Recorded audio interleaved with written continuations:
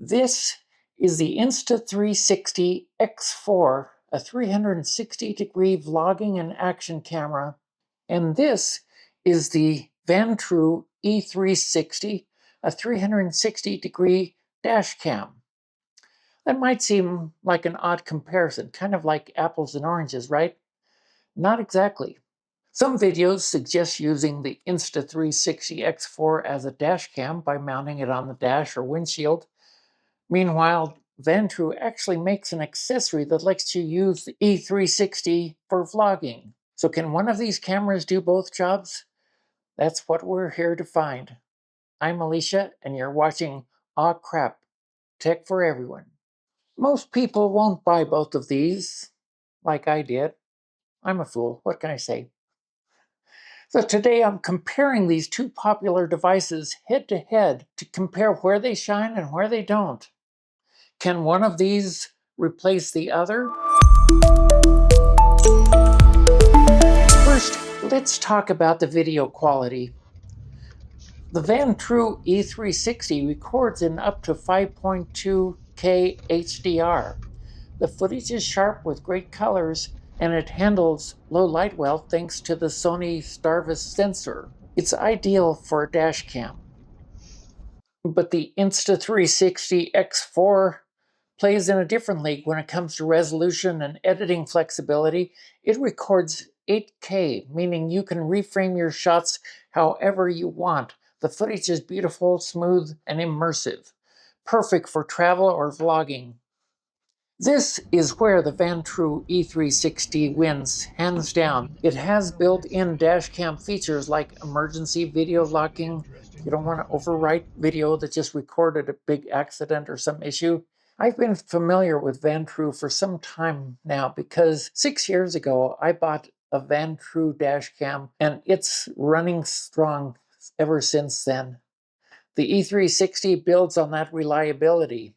Meanwhile, the Insta360 X4 isn't a dash cam at all. You can mount it in your car, but you'll need third-party accessories. It also lacks key dash cam features like motion detection and parking mode. While it can record your drive, it's not designed for road safety. Powering these devices is a big difference.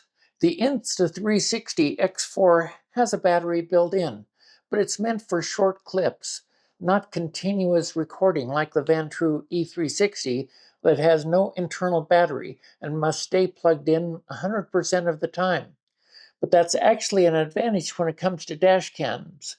It enables 24/7 parking lot monitoring. Typically with a dash cam, you run wire directly from the fuse box if it's going to be built in. Now they give you a car adapter that uses the old cigarette lighter, runs a power cord up to the dash cam, and that's what I'm using temporarily, but I plan to get it wired directly into the fuse box.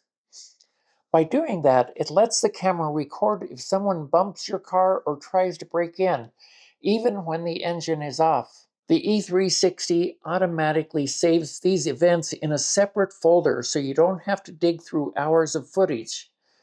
The Insta360 can't do this. It would just record everything, which is impractical. After all, if you leave your car for 6 hours, you don't want to have to go through 6 hours of videos to try to find what happened. Here's another key issue. When recording 8K video, the Insta360 X4 overheated after 30 minutes. The Vantrue just kept running at 5.2K. You can reduce the Insta360 X4 resolution to prevent or delay overheating, but here in Arizona, summer heat will make it shut down much faster. Luckily, it's winter here right now. A good dash cam needs to work at night too. The Vantrue E360 excels here. The Sony Starvis sensor records in black and white for better clarity, making it easy to identify vehicles and license plates. After all, that's how our eye handles it. When it gets too dark, we start to lose our color perception. The Insta360 X4 does a decent job in low light, but it's more about artistic shots like time lapses of star movements across the sky. That can be really cool, but it's not for recording your vehicle's safety on the road at night. For vlogging, the priorities change. Here, you're not recording traffic incidences.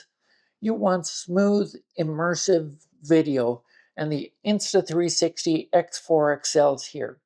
You can shoot in 16:9 mode and select the front or back camera if you want, if you don't need 360 degrees, with virtually no distortion. It also has stabilization, making handheld shots much smoother.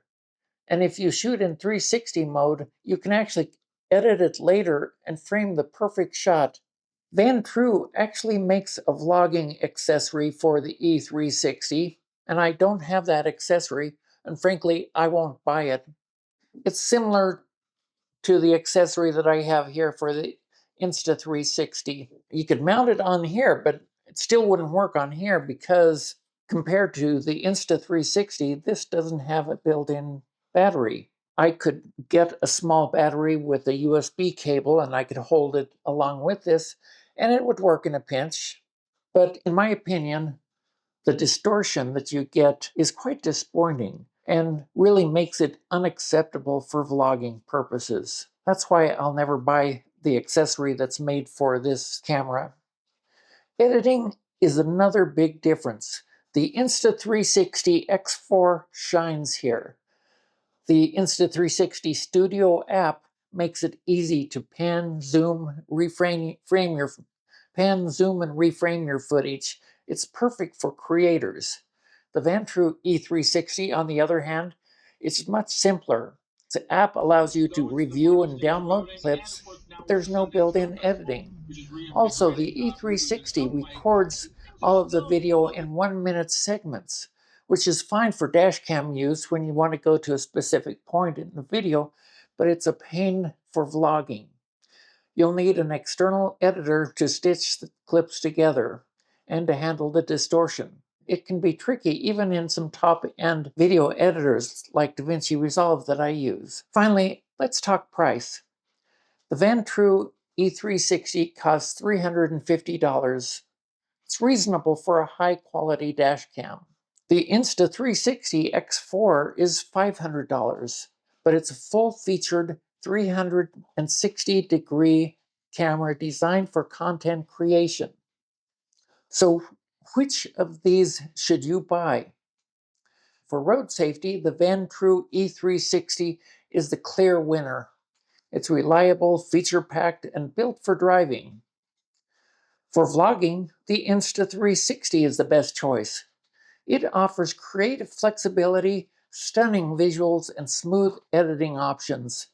It really depends on what you need: road safety or creative control. If this video helped, please give me a thumbs up and subscribe to Aw Crap Tech for Everyone for more honest tech reviews. Thanks, and make sure you watch this video over here now. That one. Thank you.